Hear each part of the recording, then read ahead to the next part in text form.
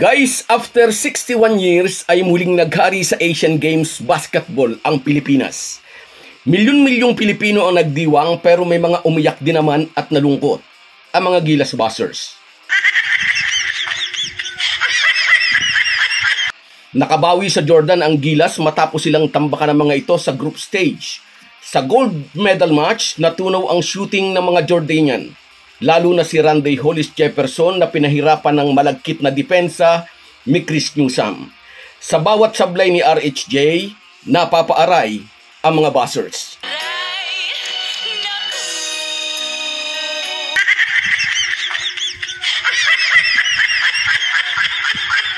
Yan at maraming iba pa ang ating pag-uusapan kaya panoorin nyo ang bidyong ito hanggang dulo. Pero bago ang lahat, kung gusto nyong suportahan ang ating channel, please like and subscribe. Malaking bagay na po yan sa aming mga vlogger. Sa mga nag-subscribe na, maraming salamat. At sa mga hindi pa, salamat sa pagdalaw ninyo dito sa ating channel. Muling pinagharian ng Pilipinas ang Asian Games Basketball pagkalipas ng mahigit 6 na dekada. Pinadapa nila sa gold medal match ang Jordan na pinangungunahan ni Randy Hollis Jefferson, 70-60. Maalalang nagpasikat ng husto si RHJ sa FIBA World Cup, ngunit dito sa Asian Games Finals, si Chris Newsome lang pala ang kanyang katapat. Pagkukwento ng Meralco Star, ibinigay sa kanya ni Coach Tim Cone ang defensive assignment kay Jefferson at hindi raw siya umaatras sa challenge. Kitang-kita na wala si RHJ sa kanyang rhythm. Bihirang-bihira siyang makawala kay Newsome at madalas sarado, well-covered ang passing lane para makapag-dish out siya ng assist sa mga kakampi. 1 out of 9 si RHJ sa first quarter. Salamat sa defensive tweak na ginawa ni Gilas Coach Tim Cone, hindi raw nila pwedeng ulitin ang unang defensive strategy against Jordan. Kailangang baguhin upang mabago rin ang resulta ng laban.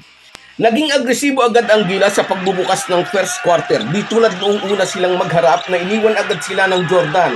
Ngayon sila ang laging nasa driver's seat. Natapos ang first quarter, lamang ang Gilas 17-12. Umabot pa sa 13 points ang kalamangan ng Gilas sa second quarter, pero nakahabol ang Jordan. Nag-time out si Coach Tim Cone, another adjustment, at natapos ang third quarter lamang ng 10 ang Gilas, 51-41. Binubo ng mga Chinese, Justin Brownlee, si JB32 ang dumurog sa kanilang pangarap kaya kampi sila sa Jordan. Para mga Gilas Buzzers din dito sa Pilipinas na gusto pang manalo ang ibang lahi kaysa sariling mga kababayan. Shout out sa inyo mga Buzzers. Mugto ba ang inyong mga mata?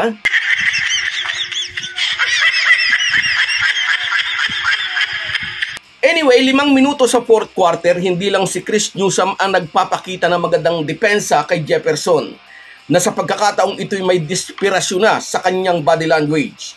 Nakikipagbakbakan din ng husto si Ans Kwame sa ilalim na pinasikip ang mundo ni na Jordan Buhanon at iba pang bigman ng Jordan.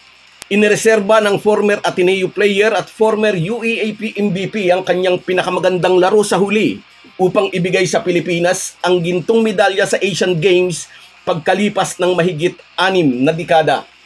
1962 nang huling mag-champion sa Asian Games ang Pilipinas na noon ay pinangungunahan ng team captain na si Great Kaloy-Loy Saga. 4 na taon pa lamang noon si Tim Cone. At sinong mag-aakala, si Tim Cone pala ang magiging coach ng basketball team na muling susungkit ng gintong medalya sa Asian Games. Wala ring nag-akala na malayo ang mararating ng Gilas Pilipinas team na madali ang binuo para dito sa Asian Games. 7 player lang ang naiwan sa original Gilas lineup na lumaban sa FIBA World Cup matapos magsibali-ka na sa kani-kanilang mother team sina Dwight Ramos, Kepe Rabena, AJ Edu at Renz Abando. Tapos nga ay nagkaroon pa ng kalituhan sa pagpili ng mga ipapalit.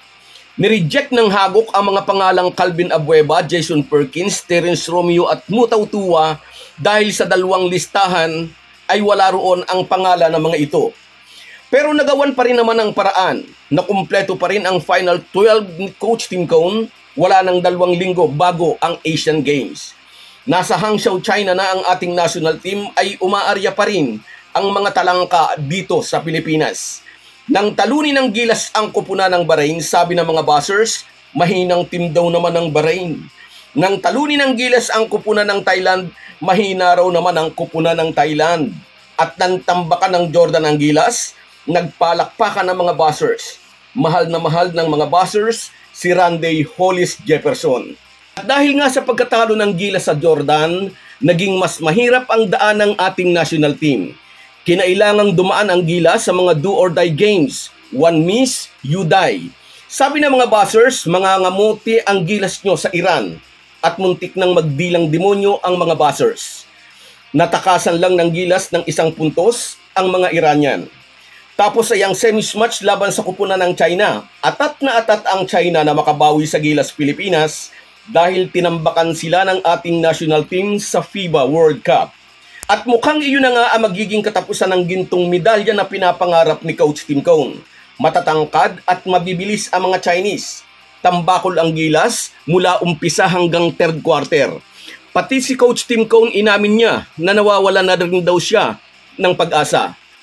Ngunit iba ang plano ng Ginebra import at Gilas naturalized player na si Justin Brownlee. Katulong ang mga locals, unti-unti nilang tinibag ang kalamangan ng kupunan ng China. At sa huling 2 minuto, dikit na ang score. Nalagay sa pressure cooker ang mga Chinese players na sa simulay binabarako ang mga Gilas players. Pinandidilatan ng mga mata ang mga referee kapag natatawagan ng foul. Hanggang magpakawala si Justin Brownlee ng 2 magkasunod na 3 points. Ang huling 3-pointers ay nagbigay ng kalamangan sa Gilas. 77-76. Natahimik ang Chinese crowd. Kumabog na rin ang dibdib ng mga Chinese players. Hindi nila malaman kung ano ang tumama sa kanila. Sa Pilipinas, kagat ang labi ng mga buzzers. Yung iba, nangingilid ang luha. Sa huling possession ay hindi naka-score ang mga Chinese. Hindi makapaniwala ang Chinese crowd. Nag-celebrate naman ang kakaunting Pinoy sa Coliseum. Sa Pilipinas, tulala rin ang mga Gilas buzzers. Lungkot na lungkot silang nanalo ang Gilas. Pero nagsitago na sila, natahimik sila. Ayaw na nilang mag-comment.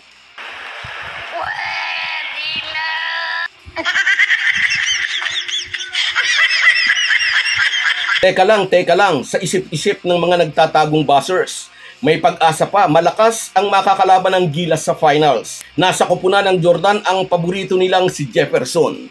Pero nakapaghanda na ng bagong defensive strategy ang coach na kinamumuhuin din ng mga Ginebra haters. Si Chris Newsome lang pala ang katapat ni RHJ para hindi ito makapamiesta ng puntos at upang hindi rin ito makapag-facilitate ng play para sa kanyang mga kakampi. Nakaganti na ang Gilas. Nakabawi na rin si Justin Brownlee kay Jefferson. Pagkalipas ng mahigit 6 na dekada, tinanghal uling hari ng basketball sa buong Asia ang Pilipinas. So guys, yan lang muna. Hanggang sa muli. Lahat po tayo ay may kanya-kanyang pinagkakabisihan, pero bigyan din po natin ng panahon ang espiritual na pangangailangan ng ating puso. Mag-ukol din po tayo ng panahon sa salita ng Diyos. Isang paalala po mula sa inyong Halo-Halo Sports Republic. Salamat po.